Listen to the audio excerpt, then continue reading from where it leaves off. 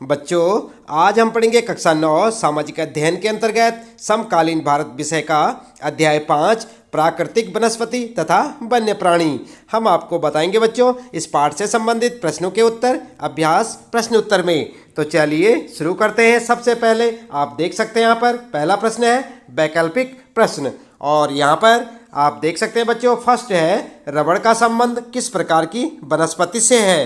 क है टुंड्रा, ख है हिमालय, ग है मैग्रोव और घ है उष्ण कटिबंधीय वर्षावन। तो क्या लिखेंगे उत्तर में? उत्तर में आप लिख सकते हैं बच्चों घ वाला बिल्कुल करेक्ट ऑप्शन है आपका उष्ण कटिबंधीय वर्षावन। ठीक है। इसके बाद सेकेंड क्वेश्चन आपके लिए, सिनकोना के वृक्ष कितनी वर्षा वाले क्षेत्र में पाए जाते हैं। क है 100 सेंटीमीटर, ख है 70 सेंटीमीटर, ग है 50 सेंटीमीटर और घ है 50 सेंटीमीटर से कम वर्षा। तो कौन सा ऑप्शन आपका बिल्कुल करेक्ट होगा बच्चों? उत्तर में आप देख सकते हैं क वाला ऑप्शन आपका बिल्कुल करेक्ट है 100 सेंटीमीटर। इसे आप उत्तर में लिख सकते हैं।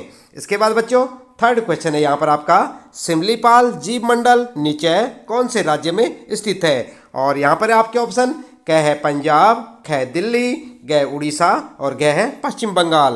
तो क्या लिखेंगे उत्तर में बच्चों? उत्तर में आप लिख सकते हैं ग वाला ऑप्शन बिल्कुल आपका करेक्ट है उड़ीसा।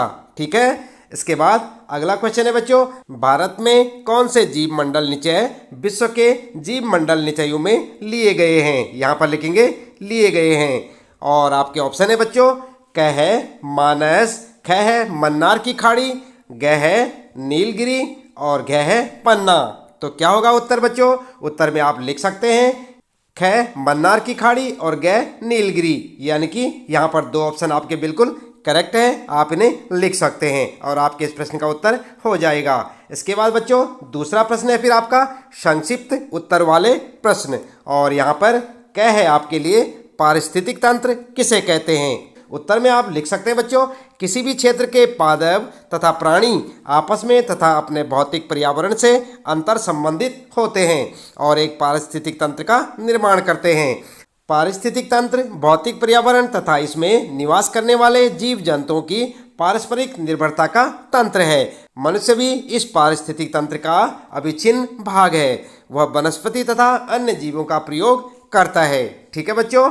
और दूसरा प्रश्न है यहाँ पर आपका ख, भारत में पादपों तथा जीवों का वितरण किन तत्वों द्वारा निर्धारित होता है। तो जानते हैं आप, उत्तर में आप लिख सकते हैं बच्चों भारत में पादपों तथा जीवों का वितरण निर्धारित करने वाले तत्व हैं। और यहाँ पर हेडिंग डालकर लिखेंगे, फर्स्ट लिखेंगे यहाँ पर पहले उच्चावच, और इसके दो पार्ट यहाँ पर लिखेंगे, ए है भूमि और बी है मृदा। ठीक है। और दूसरा लिखेंगे वातावरण, और इसके अंतर्गत लिखेंगे आप ए लिखेंगे तापमान, बी सूर्य का प्रकाश और सी वर्षण। ठीक है बच्चों। इस प्रकार से आप अपने इस प्रश्न का उत्तर लिख सकते हैं बच्चों, साथ साथ याद भी करते रहें। इसके बाद फिर आपके लिए गए प्रश्न, जीव मंडल नीचे से क्या अभिप्राय है, कोई दो उदाहरण दो। उत्तर में लिखेंगे सबसे पहले जीव मंडल नीचे और हेडिंग डालकर लिखेंगे एक संरक्षित जीव मंडल जिसका संरक्षण इस प्रकार किया जाता है कि न केवल इसकी जैविक भिन्नता संरक्षित की जाती है अपितु इसके संसाधनों का प्रयोग भी स्थानीय समुदायों के लाभ हेतु टिकाऊ तरीके से किया जाता है।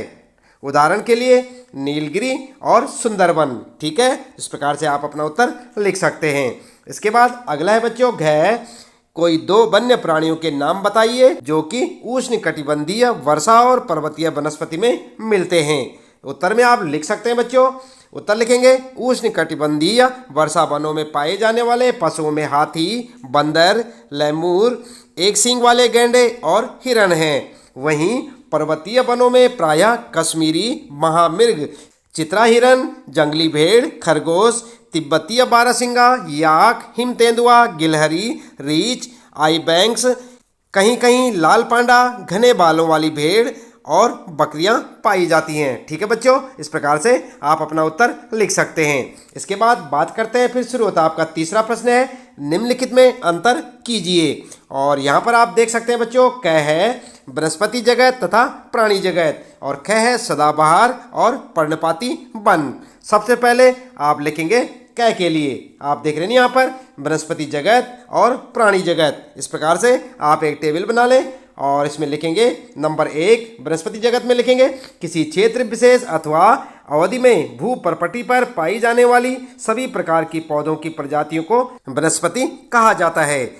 दूसरा पॉइंट लिखेंगे बच्चों, ये अपना भोजन सूर्य के प्रकाश से बनाते हैं। और प्राणी जगत में लिखेंगे नंबर 1 किसी क्षेत्र विशेष या अवधि में भू परपटी पर पाए जाने वाली सभी प्राणियों की प्रजातियों को वन्य प्राणी कहा जाता है। दूसरा पॉइंट लिखेंगे ये अपना भोजन स्वयं नहीं बना सकते अपितु वनस्पति जगत पर निर्भर होते हैं। ठीक है। और इसके बाद ख के लिए लिखेंगे आप अंतर बताना है आपको सदाबहार वन और पर्णपाती वन में। तो क्या लिखेंगे आप देख सकते हैं यहाँ पर ये टेबल जिस प्रकार से बना रखी है आप भी बना सकते हैं बच्चों। पहला पॉइंट लिखेंगे ये उन क्षेत्रों में पाए जाते हैं जहाँ वार्षिक वर्षा 200 सेंटीमीटर या इससे अधिक होती है। ठीक है। तो वहीं लिखेंगे पर्णपाती वन में ये उन क्षेत्रों में पाए जाते हैं जहाँ वार्षिक वर्षा 70 से 200 सेंटीमीटर के बीच होती है। ठीक है। इसके बाद सदाबहार वन में दूसरा पॉइंट लिखेंगे इन वनों में पौधे अपने पत्ते वर्ष के अलग अलग महीनों में गिराते हैं जिससे ये पूरे वर्ष हरे भरे नजर आते हैं। इधर लिखेंगे दूसरा पॉइंट इन वनों में पौधे अपने पत्ते शुष्क गर्मी के मौसम में 6 से 8 सप्ताह के लिए गिरा देते हैं। ठीक है। इसके बाद बच्चों तीसरा पॉइंट लिखेंगे सदाबहार वन में इन वनों में प्रायः पाए जाने वाले पशुओं में हाथी, बंदर, लेमूर, एक सींग वाले गैंडे और हिरन हैं। तो वहीं पर्णपाती वन में लिखेंगे तीसरा पॉइंट इन वनों में प्रायः पाए जाने वाले पशुओं में शेर और बाघ हैं। और चौथा पॉइंट लिखेंगे बच्चों सदाबहार वन में लिखेंगे इन पशुओं के अतिरिक्त इन वनों में बहुत से पक्षी, चमगादड़, बिच्छू एवं घोंगे आदि पाए जाते हैं। पर्णपाती वन में चौथा पॉइंट लिखेंगे इन पशुओं के अतिरिक्त इन वनों में बहुत से पक्षी, छिपकली, सांप, कछुए आदि पाए जाते हैं। अगला पॉइंट है बच्चों पांचवा सदाबहार वन में लिखेंगे ये वन पश्चिमी घाट की ढलानों, लक्षद्वीप, अंडमान निकोबार, असम के ऊपरी भागों, तटीय तमिलनाडु, पश्चिम बंगाल, उड़ीसा एवं भारत के उत्तर पूर्वी राज्यों में पाए जाते हैं। और इधर लिखेंगे पर्णपाती वन में पांचवा पॉइंट लिखेंगे ये वन भारत के पूर्वी भागों, उत्तर पूर्वी राज्यों, हिमालय के पास की पहाड़ियों, झारखंड, पश्चिम उड़ीसा, छत्तीसगढ़ तथा पूर्वी घाट के पूर्वी ढलानों, मध्य प्रदेश तथा बिहार में पाए जाते हैं।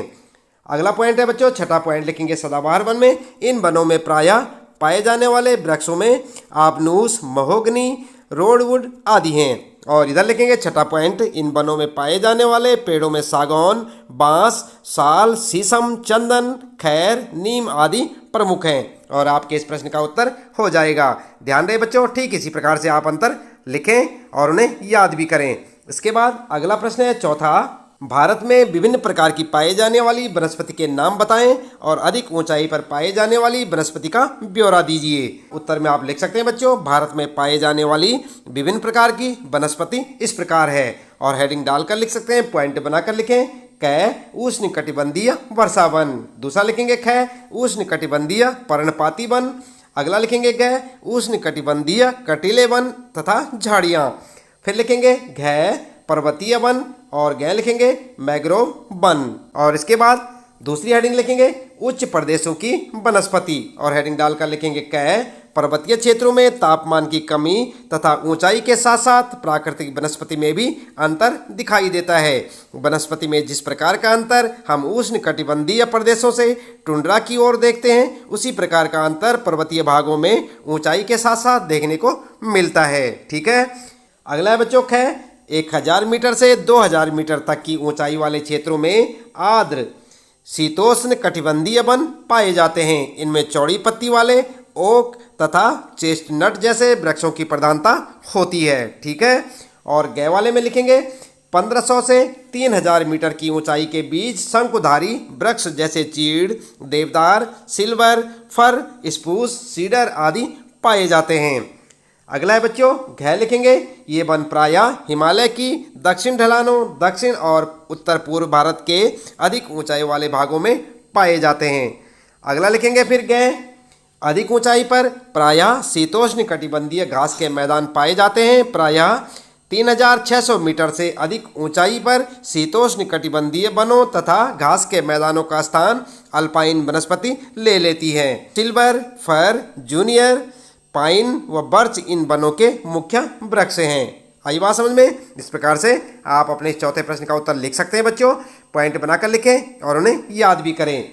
अगला यहाँ पर पांचवा प्रश्न, भारत में बहुत संख्या में जीव और पादप प्रजातियां संकटग्रस्त हैं, उदाहरण सहित कारण दीजिए। उत्तर लिखेंगे, मनुष्य के लालच के कारण जीवों तथा पादपों का अतिदोहन हो रहा है। मनुष्य पेड़ों को काटकर तथा पशुओं को मारकर पारिस्थितिक तंत्र में असंतुलन पैदा कर रहा है। इसके कारण बहुत से जीव और पादप प्रजातियां संकटग्रस्त हैं।